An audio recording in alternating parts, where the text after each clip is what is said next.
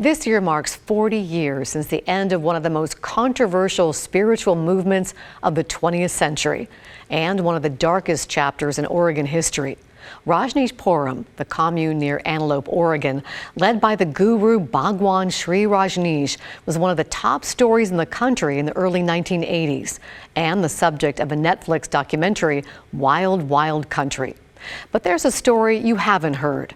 What happened to the children at the ranch? Sarito Carroll was a child in the commune, along with about 100 other children and teens. 4 decades later, after battling shame, fear, and self-doubt, Sarito finally breaks her silence.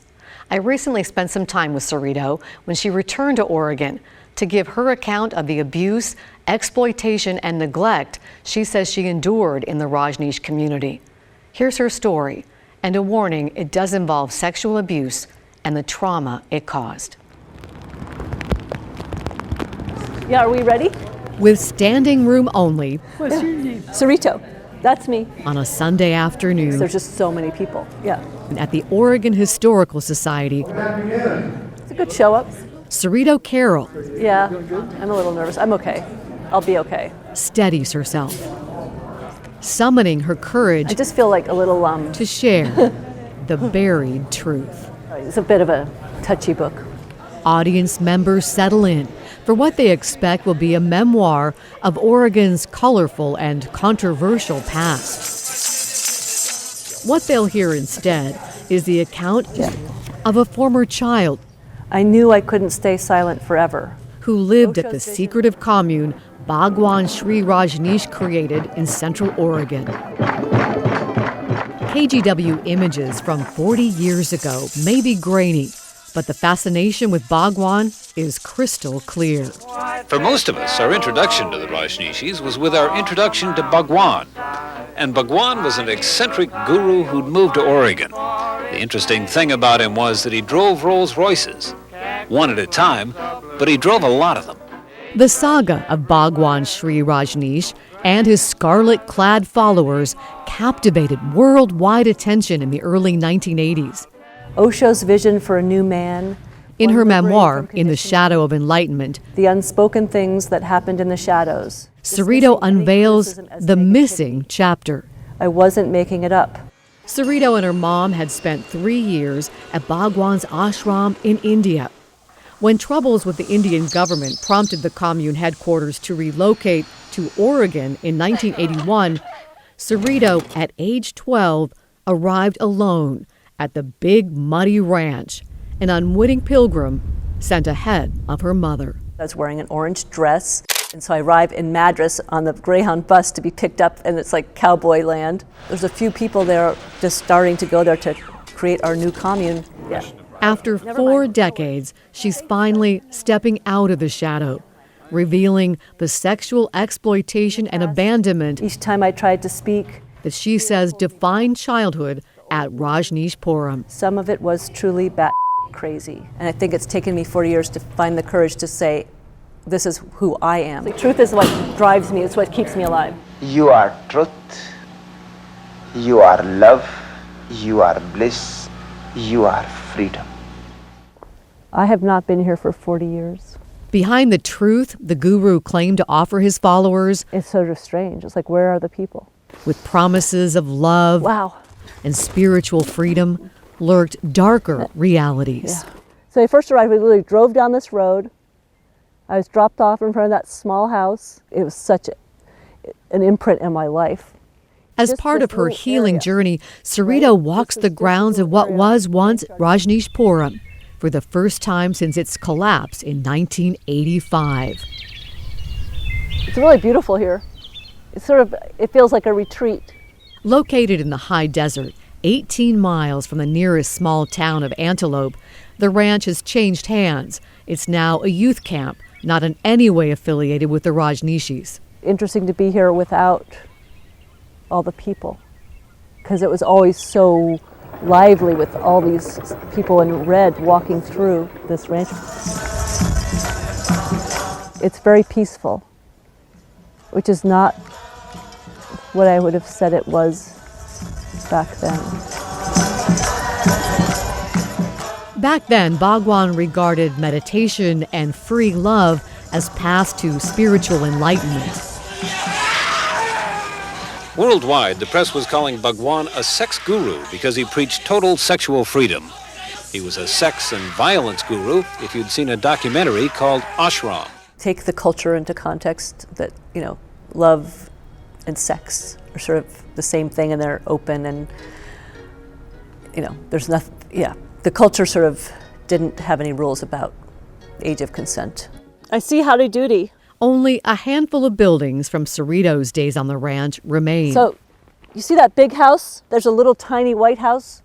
That's howdy doody. Where she lived when she first arrived. It was me and another boy and then 13 men in there. Soon, alone and lonely, what would become her lifelong trauma began its haunting course.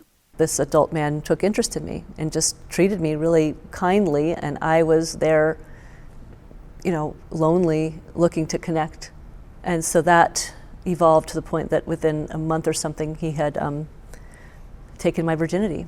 Where was Sarito's mother?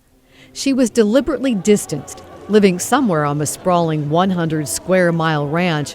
Sarito never saw her. So one of Rajneesh's teachings was that the children belonged to the commune, not to the parents. And so some children were pretty much abandoned by their parents. Sarito was part of the inner circle and worked long hours in the office, along with Bhagwan's personal secretary, Sheila. Sheila's reverence for the guru echoes through time. He encourages growth in every fashion, every manner. Sheila ran the commune with a group of her deputies known as the Moms. They knew what was happening. But no mom was watching out for Sarito. But they didn't say it wasn't right. They just told us to be discreet. When you're 12? Yeah, when I'm 12. Sarito says the abuse went on for years and with a number of men. By the time I had left the commune, I think I had been with 15 men. And that's a low number. That's a low number. Some of my peers have said that before the age of 16, they had been with 150 adult men. Oh my God. So 150 rapes. The ugly reality. And it was all normalized. Breathtaking. Yeah. She had been the victim of sexual exploitation, only revealed later through years of therapy. It's taken me a long time it took a long time for me to recognize it as abuse. And it just feels, it's a sense of you're corroded by someone's energy or, just the sexual act, you're invaded. And how do you cleanse yourself after that? How do you find your purity that he took? So being back here, it reminds me of the time I spent in Antelopee where I was... As Sarito works to transcend her trauma, the nearby town of Antelopee, where Sarito spent many hours as a commune child, I just remember, I think I took a loop often around the whole town. is also reclaiming its identity. The turn to the left here is how you get to the ranch. Only recently replacing its welcome signs, the Rajneeshis removed when they took over the town. Antelope people don't want us here. A scar so deep it's taken generations to heal. There is no Antelope today. Antelope was an isolated Central Oregon ranching community. Just 40 people. Rajneeshis moved in and bought houses and property in the only store. It was the Antelope Cafe when we first arrived. Sarito worked at the only store. This was the only cafe. It was called. They changed the name to Zorba the Buddha Cafe. Now this building looks deserted. Wow. Commune leaders expected the teens to work 12 to 16-hour days. I learned how to, cook a lot of things like Work was seen as their education. There's a school building. Cerrito's only formal education, 2 months at the Antelope School, now the town's community center and city hall. Now I really wish that I had gone to school, and I also wish, I've learned that I enjoy learning. Down what was a dusty main street, One of the first buildings the Rajneeshis bought. another place where memories still cut like glass.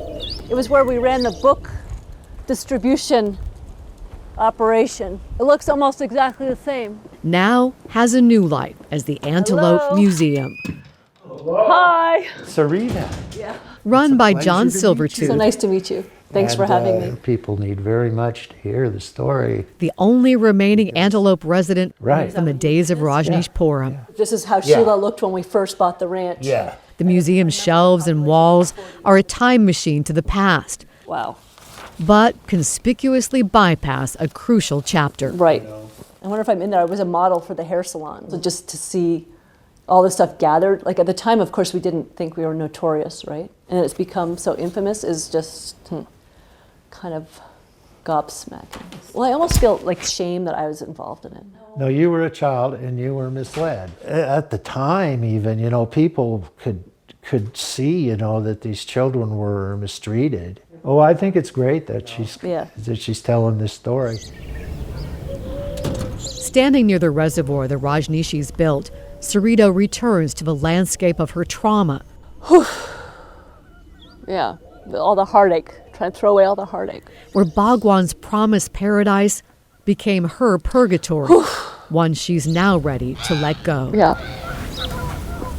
And I feel like it's my turn to have a good life. Yeah.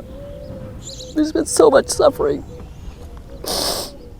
Completing what justice demands, to be witnessed and believed. Yeah.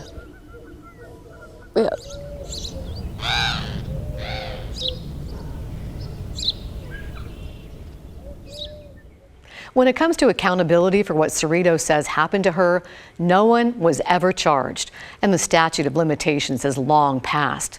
When Baghwan left the U.S., he changed his name to Osho. He died in 1990.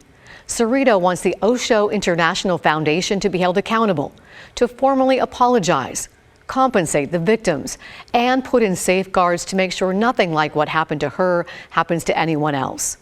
In response to our request for comment, a law firm representing the organization said Osho International Foundation is not connected to the organization that oversaw Rajneeshpuram, that the current organization only disseminates Osho's work, that it is the custodian of those works, but not of Osho's legacy, and therefore cannot be held responsible in any way for what happened to Sarito and her peers.